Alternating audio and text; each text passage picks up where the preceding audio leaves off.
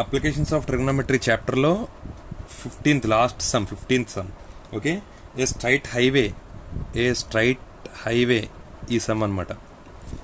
Leads to the foot of the tower.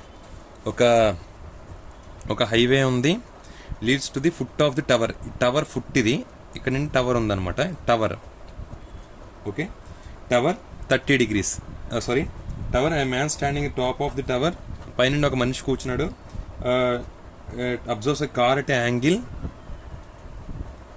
Okay, ఒక point ఇక్కడ ఒక కార్ ఉంది. అబ్జర్వ్స్ ఎ పాయింట్, ఇక్కడ నుండి పాయింట్ నుండి డిప్రెషన్ ఆఫ్ 30 degrees, ఇక్కడ నుండి చూస్తున్నాడు 30 degrees యాంగిల్లో. ఓకే, తర్వాత ఆ కార్ కొంచెం ముందుకెళ్ళింది.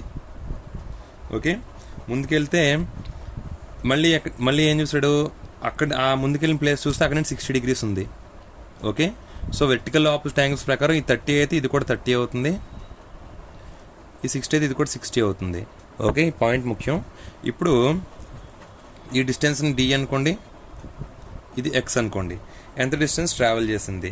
ఓకే, ఇప్పుడు first tan 30 equal to opposite by adjacent. Opposite టవర్ది హైట్ హెచ్ అనుకోండి, height h by adjacent d plus x. tan 30 అంటే 1/√3. 1/√3 equal to h by d plus x. D plus x equal to h√3. Okay, ఇప్పుడు x equal to h√3/d. Okay, మనకి h కావాలి. Okay, అప్పుడు h equal to ఏమవుతుంది, d plus X by √3 అవుతుంది. ఓకేనా, H equal d plus X by √3. ఇది first equation. తర్వాతది tan 30 అయిపోయింది కాబట్టి tan 60 ఈక్వల్ టు ఆపోజిట్ ఏంటి, h, opposite by tan 60 adjacent x. tan 60 అంటే 1/√3. ఓకే,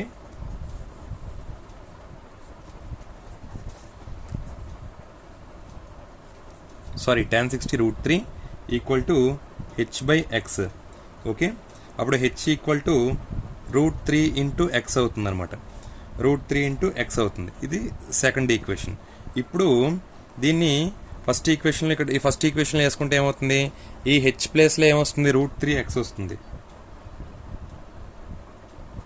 √3x, ఈ H plus √3x equal to D plus X by √3. Okay, వింటున్నారు కదా, ఈ హెచ్ ప్లేస్లో ఇది వేసుకున్నాం అంతే. √3x equal D plus X by √3. ఇది పైకి పంపించేస్తే √3x ఇంటూ √3 అవుతుంది, equal to D plus X.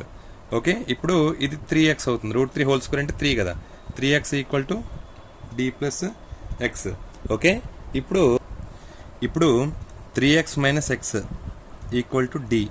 అప్పుడు డి ఈక్వల్ టు 2x అనమాట. కానీ మనకి క్వశ్చన్లో టైం టేకెన్ కనుక్కోమనండి 6 seconds అని ఇచ్చాడు. క్వశ్చన్లో 6 seconds అని ఇచ్చాడు, గివెన్ 6 seconds.